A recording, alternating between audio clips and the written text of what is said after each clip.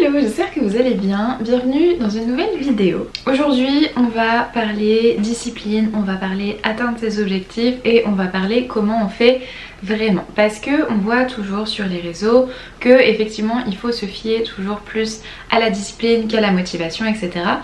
Mais on explique assez rarement comment on développe cette discipline, qu'est-ce qu'on peut mettre en place pour justement atteindre ses objectifs, comment est-ce qu'on peut avancer de 1% par jour plutôt que de juste se dire oh non j'ai la flemme et au final on recule plus qu'autre chose. Pour les personnes qui sont nouvelles sur cette chaîne, enchantée, moi c'est Oriane, je partage du contenu wellness et développement personnel. De temps en temps il y a aussi quelques petits vlogs qui s'incrustent dans la programmation, mais si c'est le genre de contenu qui peut vous intéresser, n'hésitez pas à vous abonner. Et sur la chaîne on a un petit rituel qui est que au début de chaque vidéo je vous invite assez régulièrement à aller vous faire une petite boisson chaude, un thé, un café, un chocolat chaud, ce que vous préférez, prendre vos petits snacks et on va discuter ensemble. Donc déjà bien évidemment la toute première étape pour vraiment atteindre ses objectifs, c'est de savoir quels sont ses objectifs et pourquoi on veut les atteindre. Et quand je dis ça, je parle vraiment d'avoir le plus de détails possible sur quels sont les objectifs qu'on veut atteindre. Par exemple, je vois beaucoup de gens qui disent ah moi un de mes objectifs c'est d'être riche ou c'est d'avoir beaucoup d'argent. Ok, alors il va falloir déterminer qu'est-ce qu'on considère comme étant beaucoup d'argent, c'est-à-dire qu'à partir de quel moment, à partir de quel montant sur le compte en banque on va considérer que l'objectif est atteint, et aussi pourquoi on veut atteindre cet objectif là, parce que si on se dit juste je veux avoir de l'argent pour avoir de l'argent et qu'au final l'argent il va dormir sur un compte et ne servir absolument à rien, on va pas forcément en fait mettre tout ce qu'il faut en œuvre pour atteindre l'objectif. Alors que si on dit je veux avoir tel montant d'argent pour pouvoir, je sais pas moi, m'acheter une maison, m'acheter une voiture ou pouvoir offrir un voyage à mes parents ou peu importe, là on va vraiment se donner un objectif concret et notre pourquoi va être aussi très concret. Et donc ça c'est super important. Et le fait d'avoir un pourquoi, c'est aussi ça qui va nous aider à créer la discipline, parce que en fait la motivation ça vient un petit peu par vague, c'est-à-dire qu'au début on va en avoir beaucoup, ensuite on va plus en avoir du tout, puis on va avoir un petit regain de motivation, etc. Et en fait quand on se base là-dessus, on oublie un petit peu l'objectif. Dans le sens où quand vous créez une discipline, vous allez simplement pouvoir vous rappeler ok mon objectif c'est ça, pourquoi est-ce que je veux l'atteindre, et généralement le fait de vous demander pourquoi est-ce que je veux l'atteindre, ça va vous aider en fait à avoir ce petit regain d'énergie et ensuite à développer une discipline. Comme je dis souvent, avec la motivation, vous allez pouvoir avancer sur un objectif de, admettons, 5% par jour, mais les jours où malheureusement vous n'avez pas la motivation, vous allez avoir tendance à reculer. Alors qu'avec la discipline, vous allez avancer de 1% par jour et motivation ou pas, ça changera absolument rien et vous continuerez d'avancer de manière constante. Évidemment, un gros truc qui peut empêcher d'atteindre ses objectifs, c'est la procrastination et les distractions. Alors, je vous dis ça en tant que personne qui a tendance à assez facilement procrastiner, c'est-à-dire que j'ai l'attention d'un chaton, le moindre truc va me distraire, je vais avoir tendance à faire 15 000 choses en même temps, c'est un petit peu comme ça que mon cerveau fonctionne malheureusement, donc ça fait un petit peu partie du jeu, mais il y a quand même des choses qui peuvent vraiment nous aider. Donc déjà évidemment éliminer un maximum les distractions, donc typiquement le téléphone sur ne pas déranger ou au moins enlever les notifications ou le mettre sur silencieux. Parce que je crois que le téléphone ça reste la pire des distractions. Dès qu'on voit une notification on va se dire oh tiens je vais aller voir ça, oh tiens je vais aller voir ça, et au final on se retrouve à scroller sur TikTok pendant 2 heures alors qu'on était censé faire autre chose. Donc ça il faut faire très attention. Personnellement j'ai aussi installé une application qui s'appelle Flora, que je trouve super mignonne, où en fait on peut mettre un certain temps pendant lequel on veut se concentrer. Et en fait pendant que l'application est ouverte, on va avoir des petits arbres ou des petites fleurs qui vont pousser, et si on quitte l'application ça va tuer notre arbre ou tuer notre fleur. Et moi personnellement ça me suffit vraiment à ne pas toucher à mon téléphone, parce que je ne veux pas avoir ma petite fleur qui fane ou des trucs comme ça. Et l'application d'ailleurs va même beaucoup plus loin, c'est que si jamais vous avez besoin d'encore un petit peu plus de concentration pour vous dire, enfin si par exemple vous vous dites oh là là moi je m'en fiche complètement que ma fleur elle fane, vous pouvez mettre un montant qui sera débité de votre compte si jamais vous fermez l'application avant la fin du temps. C'est-à-dire que si vraiment vous avez énormément besoin de vous concentrer et que vous savez que vous allez avoir tendance à aller faire autre chose, mettez même pas grand chose, genre 1 ou 2 euros, peu importe, Mais vous allez voir que psychologiquement vous allez vous dire j'ai pas envie de perdre de l'argent bêtement. Et donc du coup vous allez laisser l'application ouverte et tant que l'application est ouverte vous ne pouvez évidemment pas aller faire autre chose. Et je trouve que vraiment cette appli elle est hyper intéressante, elle est trop mignonne. De temps en temps on peut avoir un petit arbre qui pousse. Hier j'ai eu une rose qui poussait, enfin vraiment moi ça me suffit comme ça et j'aime beaucoup. Et puis sinon carrément mettre le téléphone dans une autre pièce. Si vous faites partie des personnes qui ont vraiment beaucoup de mal à ce niveau là, honnêtement mettez-le dans une autre pièce. Je sais qu'il existe aussi, je crois que c'est sur Amazon, des espèces de petits coffres où en gros vous allez fermer le coffre et vous allez mettre un certain temps avant lequel le coffre ne pourra pas s'ouvrir et donc du coup vous pourrez forcément pas accéder à votre téléphone. Et sinon un autre truc qui marche plutôt pas mal c'est la méthode Pomodoro. Donc en gros c'est là pareil vous pouvez trouver des vidéos sur YouTube où en fait vous allez avoir des plages de travail et des plages de break, de repos, de pause. Et donc par exemple vous pouvez avoir une plage de travail de 25 minutes et 5 minutes de pause, 25 minutes, 5 minutes de pause. Et là je trouve ça hyper intéressant aussi parce que du coup ça vous permet de découper un petit peu vos sessions de travail. Et je trouve que pour les personnes qui ont comment je peux dire ça, une attention assez réduite, ça marche plutôt bien. Moi personnellement c'est ce que je faisais quand j'étais à la fac et ça m'a énormément aidé. Autre chose qui marche très bien contre la procrastination, c'est de constamment se poser la question que ferait la meilleure version de moi-même dans cette situation. Je vous donne un exemple tout bête, vous vous réveillez le matin et vous sentez que vous avez vraiment pas du tout envie d'aller faire du sport, admettons. Tout le temps, moi ce que je vais faire c'est que je vais me demander, ok, imagine t'es déjà la meilleure version de toi-même, qu'est-ce qu'elle ferait dans cette situation-là ? Et la plupart du temps, la réponse elle est assez évidente, c'est elle se lèverait et elle irait quand même faire une séance. Même si c'est une séance qui va être peut-être un peu plus légère que ce qui était prévu à la base, mais elle va quand même se lever, elle va quand même aller à la salle parce que ça fait partie de son objectif, ça fait partie d'un truc qu'elle veut atteindre. Si par contre, même en me posant cette question-là, je me rends compte que non, j'ai juste envie de rester couchée, à ce moment là ça veut dire simplement que j'ai besoin de repos et là dans ce cas c'est important d'écouter son corps. Mais on va dire que 95% du temps quand on se pose cette question de que ferait la meilleure version de moi-même dans cette situation, généralement ça va vous dire d'aller faire ce que vous avez à faire pour avancer vers votre objectif, simplement parce que en fait c'est juste de la flemme. C'est tout simplement de la flemme et si on écoute un petit peu trop, c'est un petit peu vous savez comme avoir un petit ange et un petit diable, si on écoute un petit peu trop ce petit diable qui nous dit non mais on a la flemme, on peut rester tranquille, on peut repousser à demain, on n'a pas besoin de le faire. Là forcément en fait ça veut dire que vous vous basez uniquement sur la motivation, ça veut dire que vous vous basez aussi sur un côté de une récompense court terme on va dire, plutôt que de voir un petit peu le cheminement sur le long terme et de voir la récompense sur le long terme. Ça aussi c'est hyper important. Et c'est vrai que le fait de se demander que ferait la meilleure version de moi-même, ça vous permet aussi d'identifier si effectivement c'est simplement de la flemme ou si vraiment vous avez besoin de prendre du repos, de ralentir, parce que c'est complètement ok aussi. Moi ça m'arrive de temps en temps voilà, de me réveiller, de pas sentir cette envie et cette énergie pour aller admettons à la salle et de me rendre compte qu'en fait non, simplement mon corps à ce moment là il est absolument épuisé. Parce que si la petite voix à l'intérieur elle se dit pas non mais là honnêtement même la meilleure version de nous-mêmes elle serait quand même en train de dormir, c'est que on a besoin d'écouter son corps. Mais je vous assure, essayez de vous demander constamment que ferait la meilleure version de moi-même dans cette situation. Et allez ouais, je vais dire que 95% du temps ça va vous aider à juste commencer à vous lancer et à avancer vers votre objectif. Troisième truc qui est un petit peu dans la même vibe de avoir entre guillemets un inconfort sur le court terme pour avoir un confort sur le long terme, ça va être d'utiliser le habit stacking. En fait c'est un truc qui vous permet d'accumuler deux habitudes, deux ou plus en fait, d'ailleurs moi je fais toujours que deux à la fois mais en vrai je pense que c'est possible d'en faire plus. Par exemple, si vous n'avez pas envie, vous aimez pas faire le ménage ou des choses comme ça, plutôt que de juste faire le ménage qui est du coup quelque chose qui ne vous plaît pas, essayez de l'associer avec autre chose, une autre habitude qui là va vous plaire.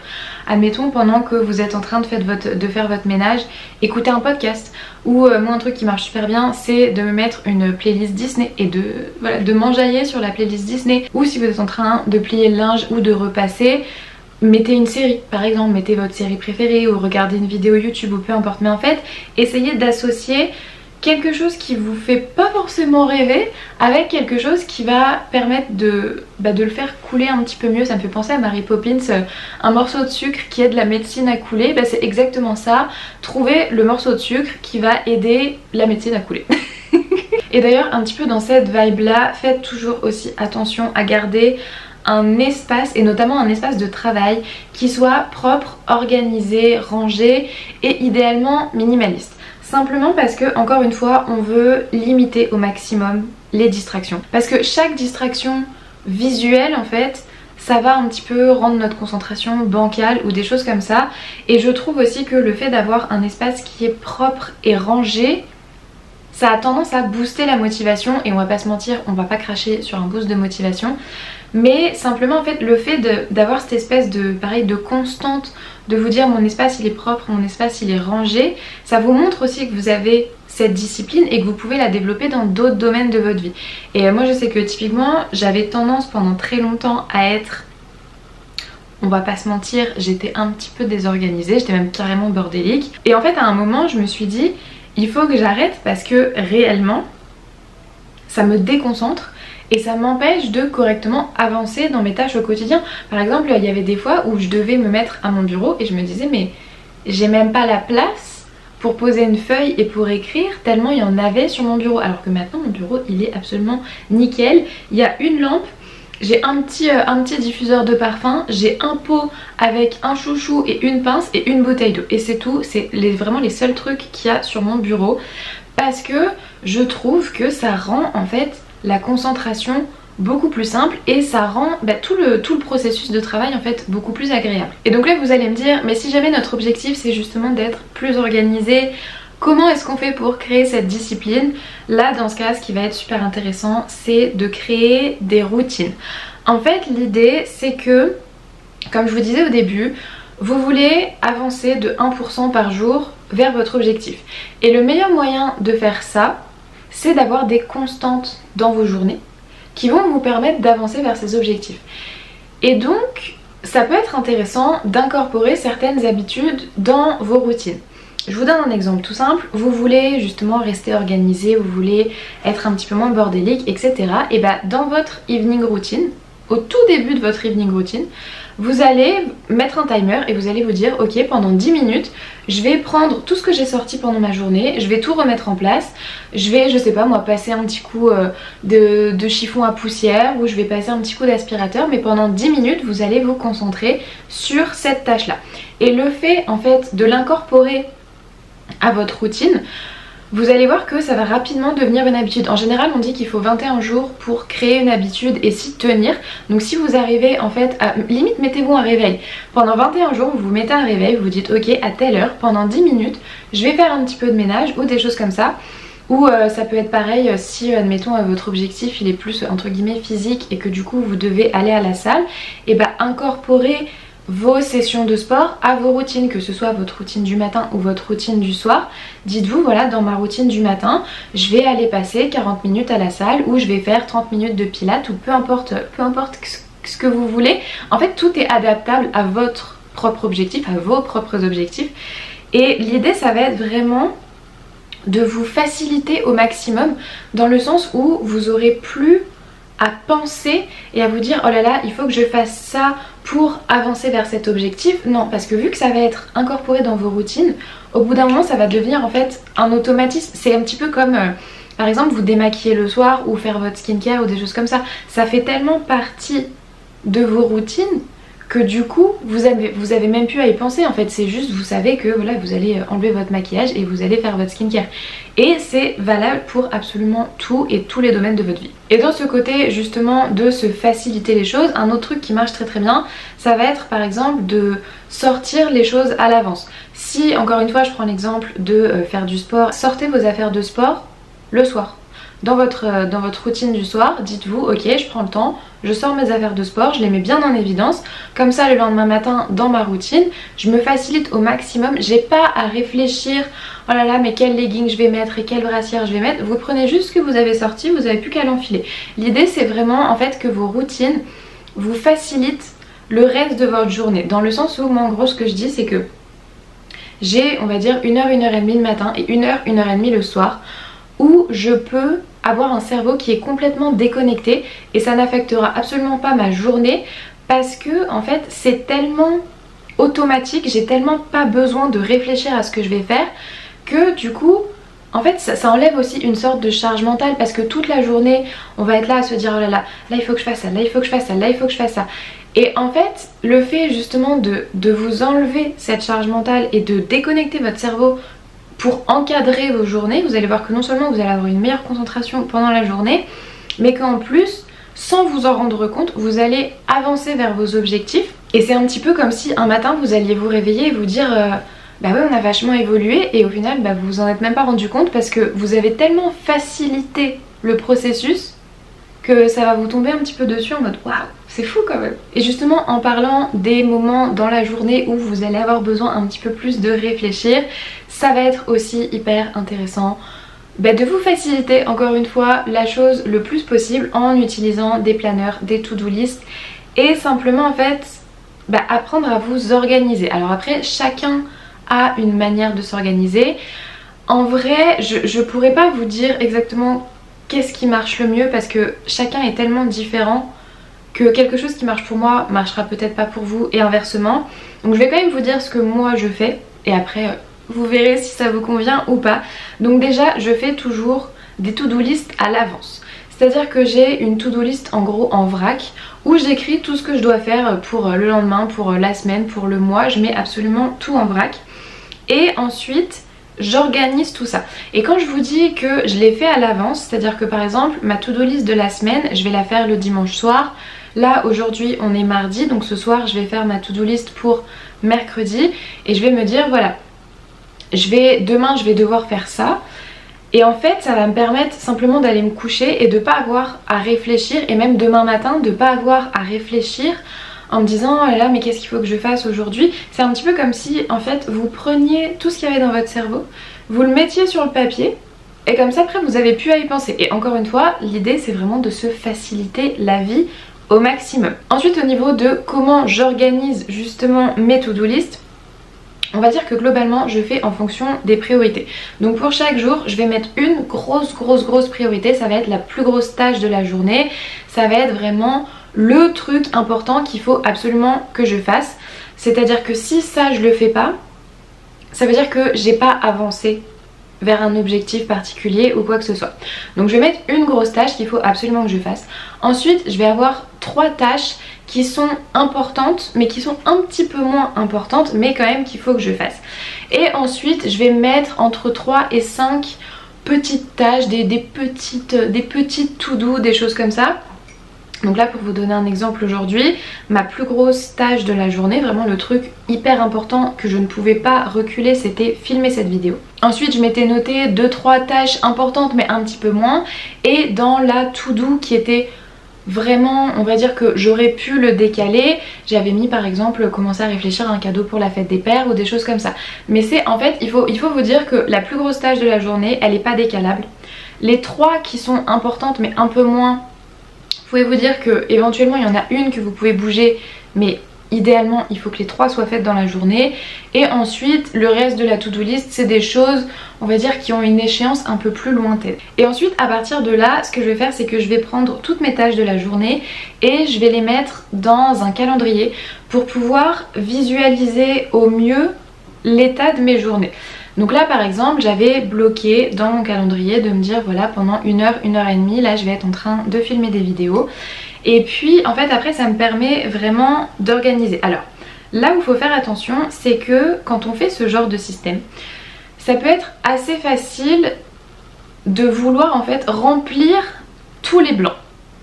Et c'est là qu'il faut faire très attention parce que ça c'est pareil, j'en parle tout le temps et on le voit tout le temps sur les réseaux, cette espèce d'apologie de l'hyperproductivité et de dire si mon planning n'est pas rempli du matin au soir, ça veut dire que ma journée n'est pas productive, ça veut dire qu'il y a quelque chose qui va pas.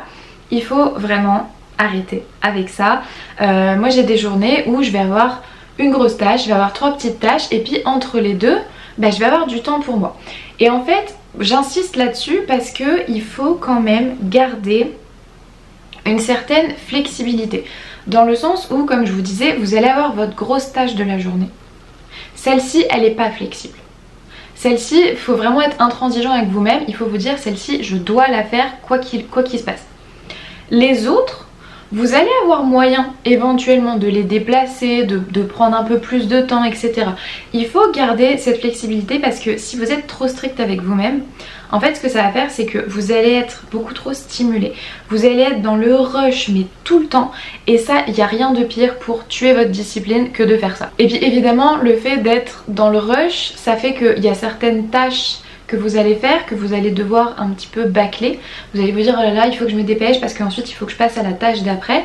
Alors que le fait vraiment de vous laisser du temps, de voir un petit peu plus large, ça va vous permettre réellement de prendre le temps de faire les choses et de les faire bien. C'est vraiment, il faut pas se mettre à faire un truc juste parce que oh là là il faut que je le fasse. Non, si jamais c'est pas possible de le faire aujourd'hui, bah c'est pas grave, on le fera demain. Si jamais c'est pareil, admettons que vous êtes malade ou des choses comme ça, bon bah ça arrive et c'est pas très grave. Il faut garder cette flexibilité mais quand même rester organisé et savoir où vous allez. Et justement je vais terminer en parlant de quelque chose qui peut être un petit peu contre-intuitif à ce niveau là, mais c'est de privilégier le repos. Parce que, comme je vous disais au début avec la question de que ferait la meilleure version de moi-même, c'est super important d'écouter votre corps. Et c'est super important, en fait, quand votre corps vous dit attention, là il faut qu'on ralentisse, de l'écouter et de privilégier le fait de bien dormir, de prendre des pauses, etc. Parce que, en fait, des fois quand ça veut pas, ça veut pas. C'est-à-dire que si votre corps à un moment il vous dit là on peut plus et que vous continuez à pousser et à pousser et à pousser, non seulement vous allez probablement devoir refaire tout ce que vous avez fait parce que après vous allez vous rendre compte que ça n'a pas forcément été bien fait.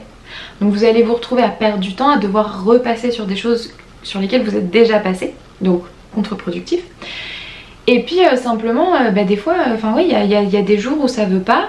Et quand c'est ça, il faut un petit peu écouter les signaux extérieurs et se dire c'est pas pour aujourd'hui quoi. Je sais pas si vous avez déjà essayé, là par exemple je suis en train de filmer une vidéo. Si j'essaye de filmer la vidéo 2 fois dans la même journée et puis que je me rends compte qu'il y a toujours un problème, genre il n'y a pas de son ou alors ma carte mémoire elle a pas enregistré ou des trucs comme ça, je vais pas essayer de la refilmer une 3e fois dans la même journée. Je vais me dire ok c'est pas grave, je vais échanger avec une tâche de demain. Je vais prendre une tâche de demain, je vais la faire aujourd'hui, comme ça je vais me faire de l'espace pour filmer ma vidéo.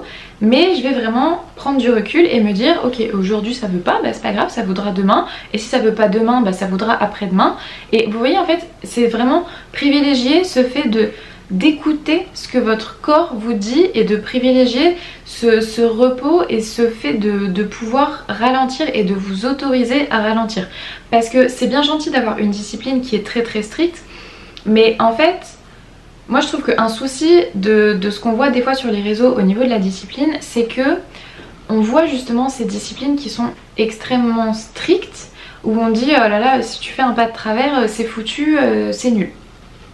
Alors que non, parce qu'au final ces disciplines qui sont archi strictes, c'est des trucs qui vont être tenables sur par exemple quelques mois. Je vous prends l'exemple de la nutrition pour, vous savez, les personnes qui font des compétitions de bodybuilding.